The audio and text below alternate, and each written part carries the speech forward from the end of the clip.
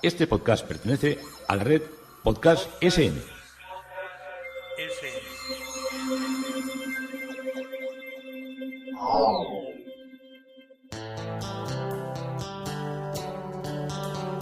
Historia con sentido. Un podcast realizado y presentado por Juan Carlos González.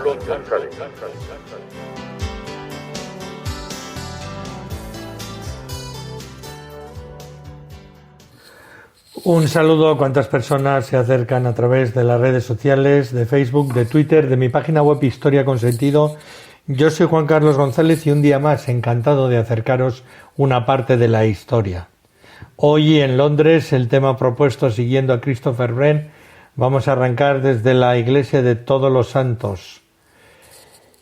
Estábamos viendo estos días pasados, atemporales muchas veces, en los introitos que preparo al podcast, al tema que es el que da ahí la zona mis historias. Os estaba hablando de los camiones Pegaso, de aquellos camiones Pegasos con un diseño tan oscurantista en gris y negro que tenía la empresa o la compañía de Patricio Echeverría, y cómo eran los camiones más abundantes en mi tiempo, los que más veía, y eran pues prácticamente omnipresentes a nivel de camiones, a nivel de autobuses. Era la marca Pegaso, la más extendida. Nos habíamos quedado en el último día que la hispano-suiza porque la hispano-suiza es la que evolucionó con la empresa de Lini a ser la que montara bajo una idea, no una patente, sino más bien una idea de la construcción de camiones, la que terminara construyendo Pegaso.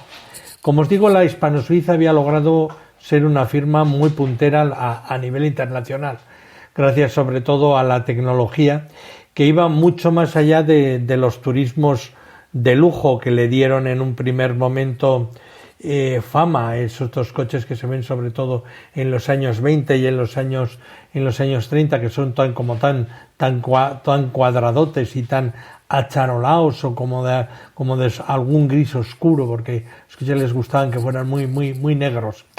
Y la fama incluso llegó a hacer motores de aviación que se harían internacionalmente. Fueron famosos los motores de la hispano-suiza durante la Primera Guerra Mundial. Y como no podía ser de otro modo, también se hicieron una serie de vehículos industriales que incluyeron camiones pesados y autobuses.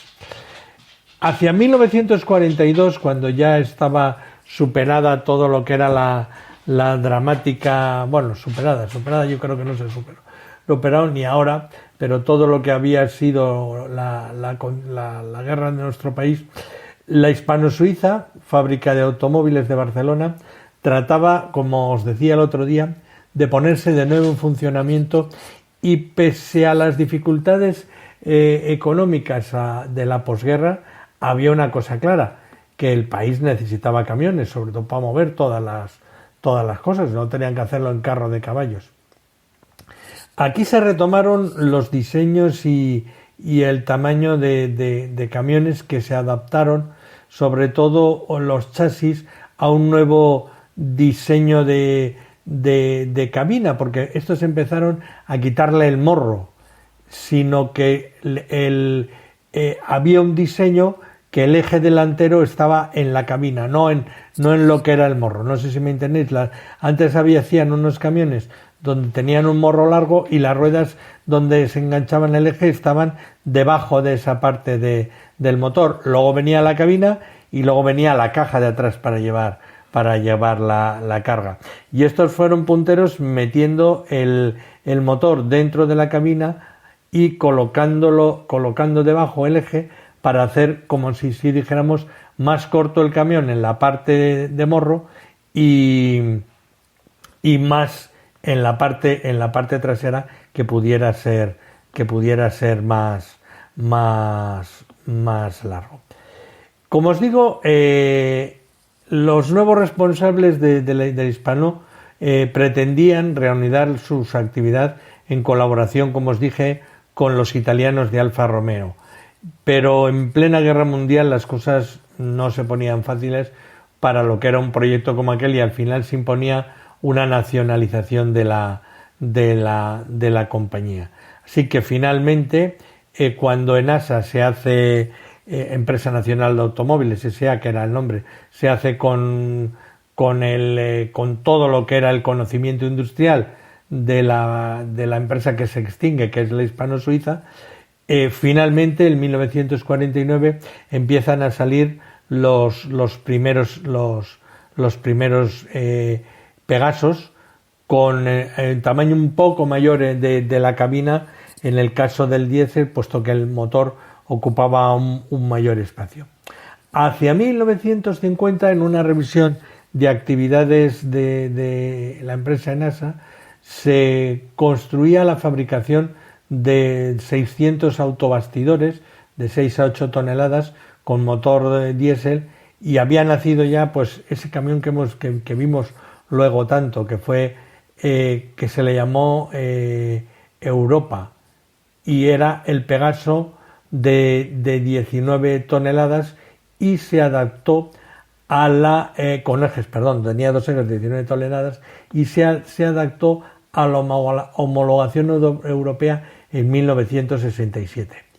En 1972 empezamos a ver los primeros vehículos de cabina cuadrada, ya con mucho más amplio habitáculo. Ya llevaban atrás esa famosa litera que nos intrigaba tanto a los chavales, dónde dormían o qué había detrás de donde estaban los asientos del conductor, y apareció una línea que se denominó el Barajas, porque estaba la fábrica, estaba al lado del aeropuerto, y también les llamaban los Pegasín, porque para muchos transportistas de la época fue un diseño nacido de la competición que habían tenido para Alfa Romero, y que había logrado que en nuestro país en los años 50 la fábrica Pegaso también hiciera algunos modelos de diseño solo para la competición de un vehículo de carreras. Por eso al camión le llamaron Pegasín, porque el Pegaso de correr, el de circuito, a este también le llamaban Pegasín. Desgraciadamente, todo lo que eran todas estas cuestiones, pues no iban bien con todo lo que era la solidez y la fiabilidad y la garantía del motor que se necesitaban aquí en los años 50. Se estropeaban mucho. El motor de cilindros era un motor que al hacer mucha fuerza daba innumerables averías, y a los camiones no se les podía cargar más de 6.200 kilos de peso, que era lo que indicaba la ficha técnica del Pegaso Barajas como su carga útil. Y si llevaban encima mucha más cantidad, pues muchas veces en rutas bacheadas y con firme en bastante mal estado, lo que hacían era o bien se partían los palieres o bien se estropeaban las ballestas, y los camiones estaban todo el día metidos en taller. Tenéis que tener en cuenta que había muy pocos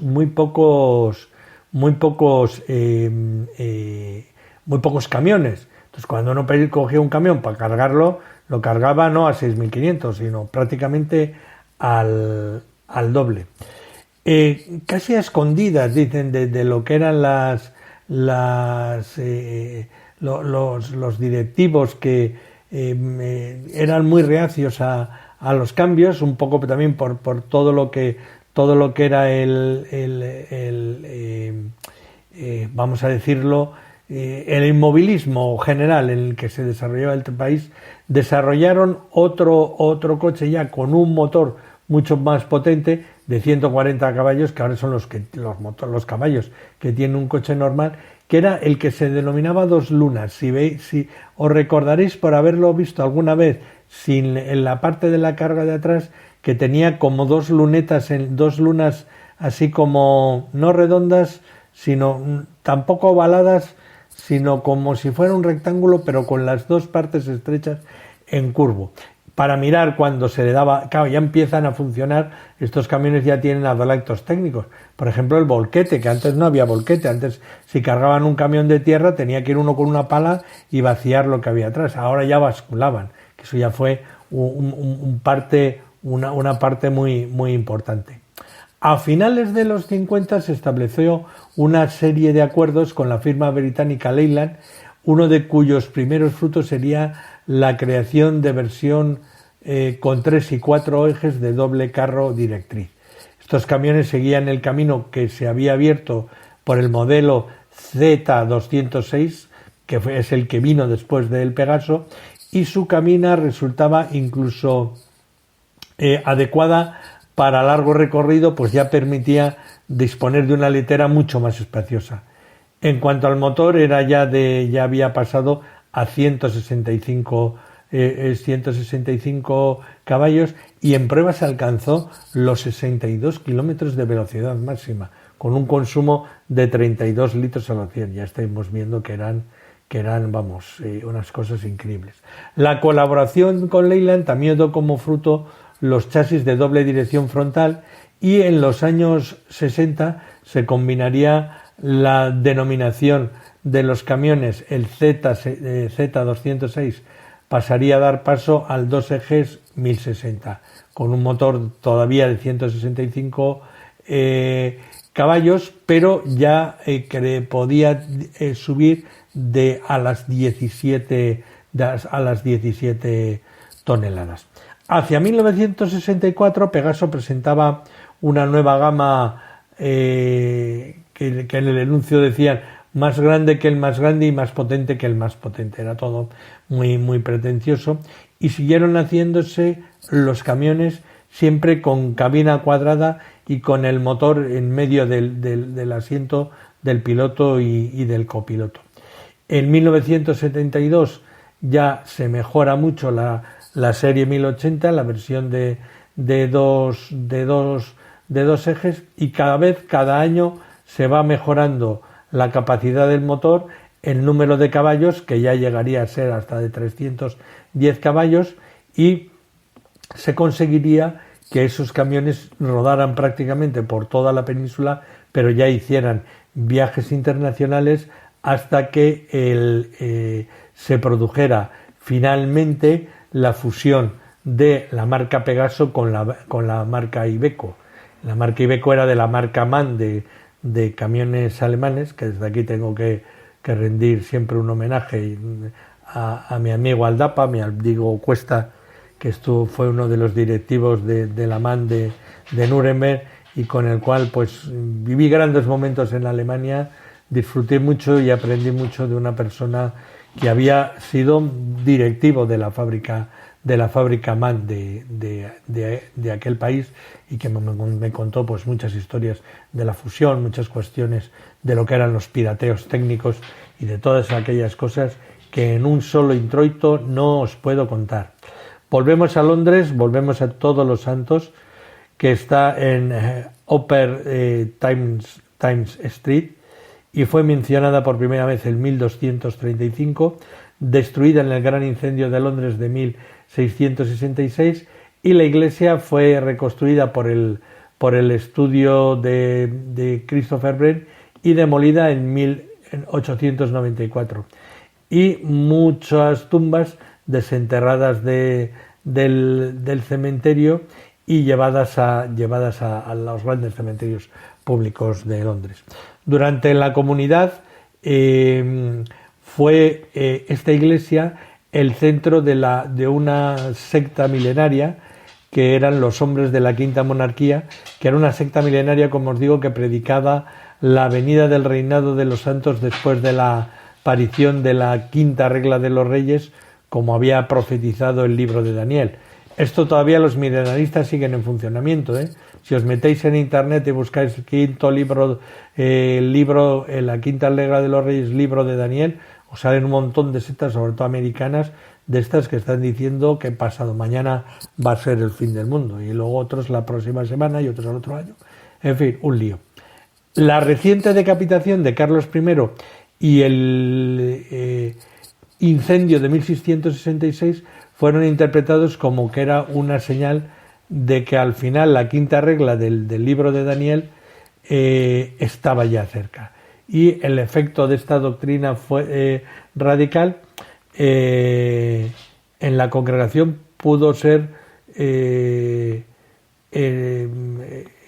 muy tenido en cuenta en la creación del escudo de armas de Carlos II un mes antes de la restauración. La parroquia, después de la restauración, después de la vuelta de Carlos II, solicitó al arzobispo la retención de Robert Braid, el titular de la Commonwealth, que según ellos era el sonido de la doctrina y de una conversación santa.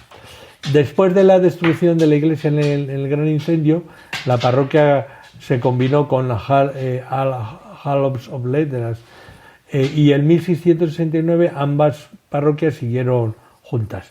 En el siglo XVIII el gran tráfico de la calle Támesis era tal que al pasar las ruedas de los carros casi tocaban la pared de la iglesia, y el tráfico final de la ciudad, el tráfico de la ciudad aumentó en tal medida que la población local disminuyó durante la segunda mitad del siglo XIX con el desarrollo de los suburbios, y entonces por ahí se promueven las leyes de la destrucción, o sea, las leyes de destruir, vender el terreno y construir en lo que eran los suburbios, que era donde ha ido a vivir la gente. Aquí hubo una cervecería de la ciudad de Londres, y esta fue destruida durante la Segunda Guerra Mundial. Y el cementerio y la torre reconstruidas sobrevivieron hasta 1964, en la que fue ocupada por la Mondial House y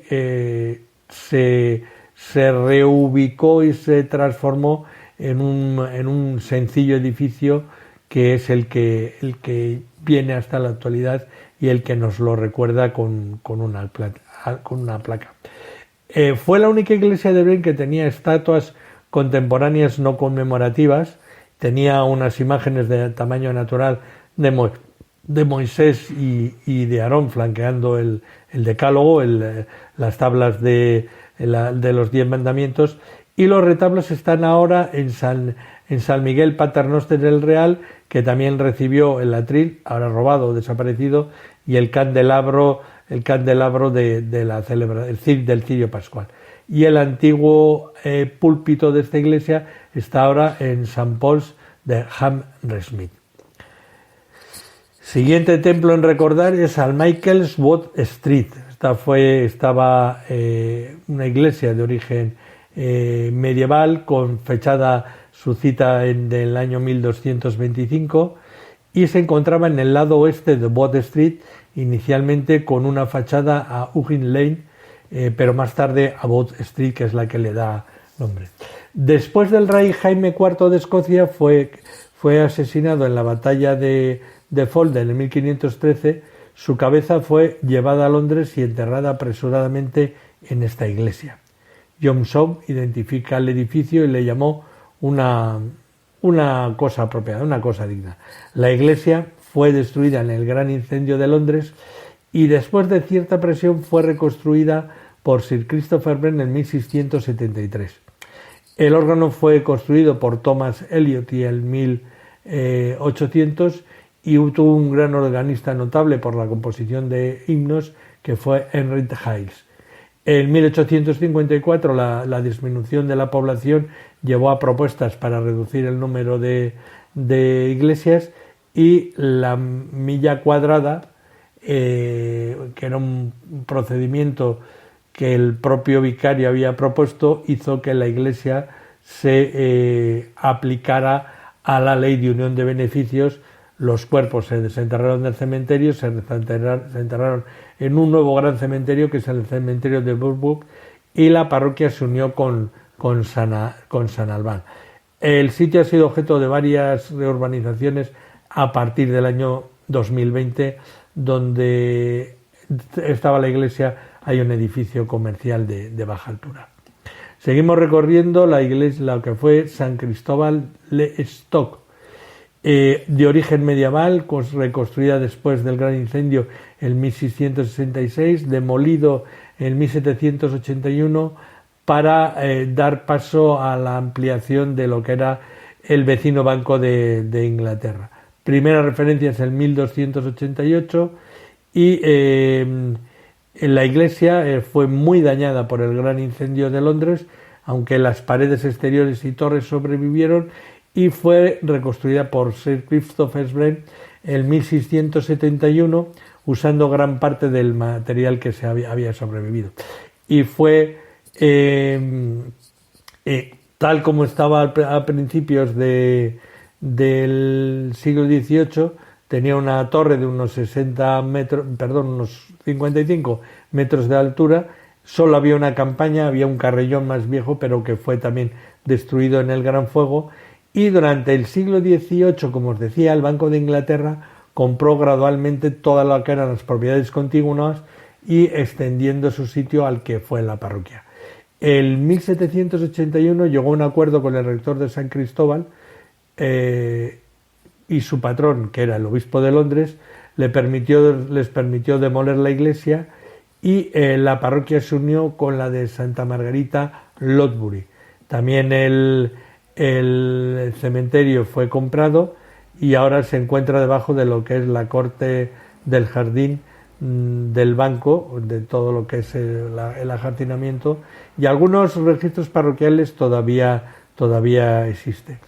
Un marcalímite parroquial, que es una chapa que marca el límite con la parroquia de San Bartolomé, se puede ver en la pared frontal del Banco de Inglaterra, una marca también visible en la calle Princess, marcando el límite por la otra parte donde eran sus terrenos de su dominio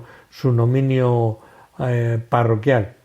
Y aquí había muchos enterramientos que fueron todos trasladados en la década de los 30, entre ellos el científico astrónomo Thomas Harriot, la primera persona en mapear la superficie de la Luna usando un telescopio, y el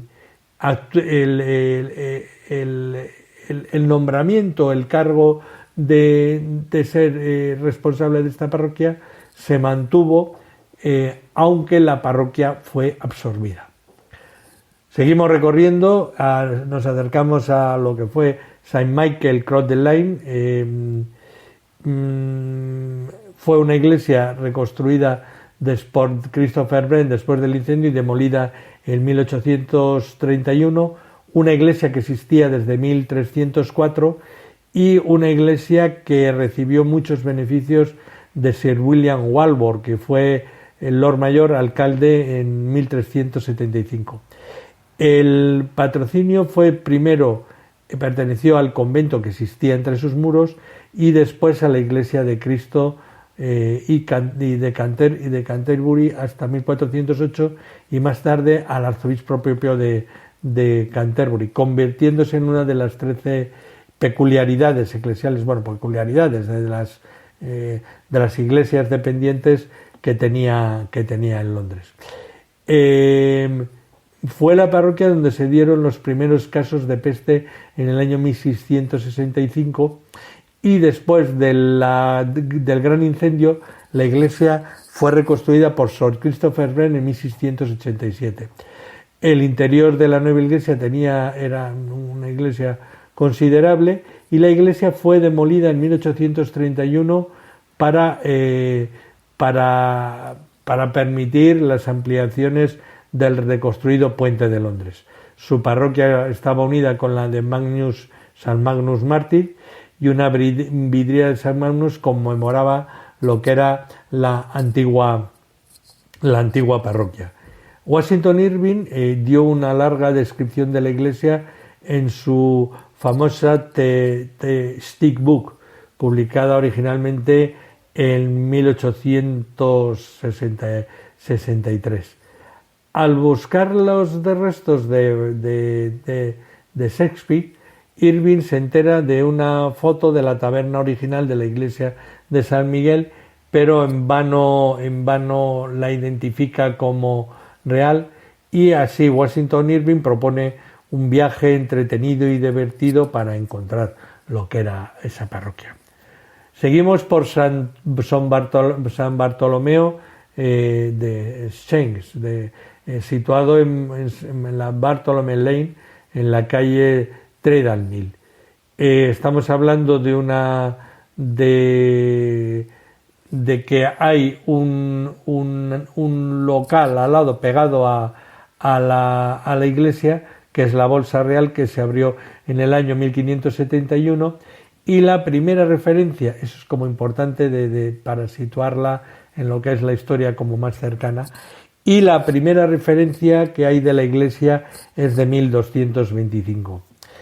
Aunque en San Bartolomé hubo un intercambio dentro de todo lo que fue las 89 iglesias destruidas por el gran incendio, y esta iglesia fue acabando convertida en lo que ahora el terreno fue en gran parte destruido, y en lo que es el Banco de Escocia.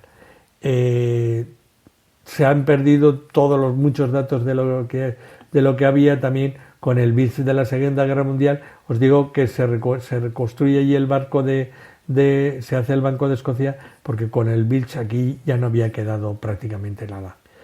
San Benedict Fink también es una iglesia incendiada en 1666, luego rediseñada por Sir Christopher Wren y demolida entre 1841 y 1846. Los trabajos parroquiales datan del año 1673.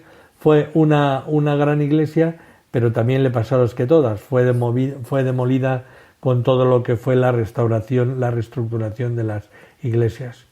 Saint Michael Westbishop es una iglesia de Bassingham Street, en los terrenos ahora ocupados por el complejo Barbican Center, y desde el siglo XII se ve que ahí había una iglesia destruida en el gran incendio y luego reconstruida de 1666, y luego reconstruida por Sir Christopher Wren, y fue demolida en 1900. Era una de las 7 iglesias que estaban dedicadas al arcángel San Miguel, y Bashihop proviene de la heráldica de Bashin, siendo Bashin el nombre de la familia prominente del Londres medieval, y desde el siglo XV el decano y el capítulo de la catedral fueron los mecenas de la iglesia. Las excavaciones de finales del siglo XIX y del año 1965 mostraron unas paredes norte que habían sido construidas sobre lo que eran los vertederos de edificaciones anteriores, y la iglesia fue reconstruida en el siglo XV, y después del incendio comenzó la reconstrucción en 1675 y se completó 5 años más tarde. Los contratistas tuvieron problemas para la cimentación de la construcción, hubo que desmontar la obra. Fue una obra muy compleja porque hubo que montar y desmontar las paredes varias iglesias, y el lugar donde estaba hay una placa de la corporación del ayuntamiento de la ciudad de Londres que pone ese sitio donde estaba la iglesia de San Miguel, demolida en 1900.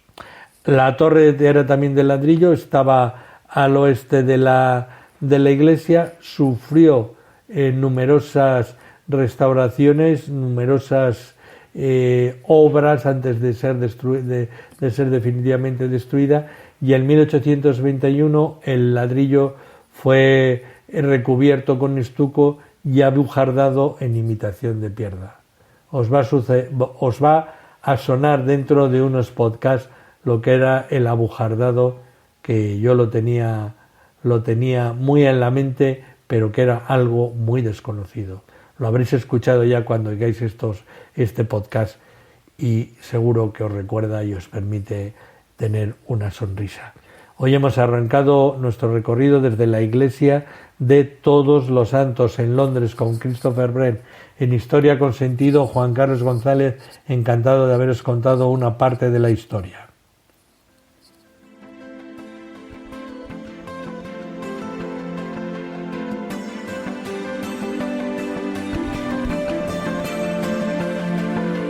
Hasta aquí un episodio más de Historia con Sentido. El podcast que te habla de historias de la historia, sucesos, eventos, como si el ayer fuera hoy. Síguenos a través de iTunes, Spreaker o iVoox. Contacta con nosotros por correo electrónico escribiendo a podcast@historiaconsentido.com.